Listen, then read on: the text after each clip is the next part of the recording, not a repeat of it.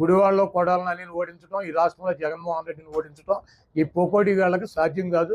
రుకో జరా సబర్ కరో. నారా చంద్రబాబు నాయుడు అనే నేను కోట ఇది వెళ్ళిపోద్ది లోపలికి. అయిందా ప్రతిదానికి ఓవర్ ఎక్స్ప్రెషన్.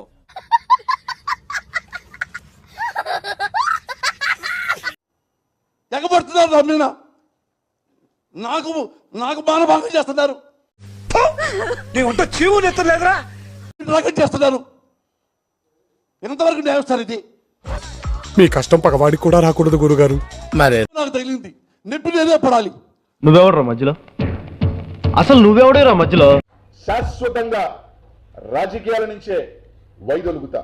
నెల్లూరు నుంచి పల్నాడుకు వచ్చిన అనిల్ కుమార్ యాదవ్ ఘోర పరాజయం పాలయ్యారు. ఇప్పుడు ఒకసారి మీరు అందరూ ఆలోచన చేయాలి. నేను ఛాలెంజ్ విసిరాను కానీ ఛాలెంజ్ ఎవరు తీసుకోవాలి? అందరి ముందు పరుగు పోయిందిగా, ఇంకెలా తలెత్తుకుంటాం?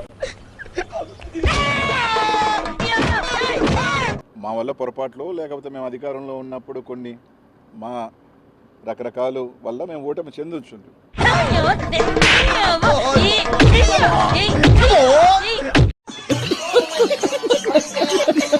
మళ్ళీ రోజా గారు ఆడుదాం ఆంధ్ర అనే ప్రోగ్రామ్ లో ఏదో 100 కోట్ల స్కామ్ జరిగిందని సిఐడి కంప్లైంట్ ఇచ్చింది. ఏం మాట్లాడతాడు నువ్వు? ఏం మాట్లాడతాడు? మంత్రుల వల్ల నోటు దోల వల్ల ఓడిపోయారు, మంత్రులు దీని వల్ల ఓడిపోయారని. రైట్, కరెక్ట్, ఇది కరెక్ట్ గా చెప్పి ఓడిపోయాము కాబట్టి కృంగిపోయి మూల కూర్చునే పరిస్థితి అయితే ఉండదు. చేసుకునే ఇబ్బంది ఏం లేదు. ట్రోల్ చేసుకునే స్థాయిలో మేము ఉన్నామంటే మేము ఎదిగినట్టే. ఏంటి బాబా అన్న ఇంకోసారి? ఇబ్బంది ఏం లేదు. ట్రోల్ చేసుకునే స్థాయిలో మేము ఉన్నామంటే మేము ఎదిగినట్టే.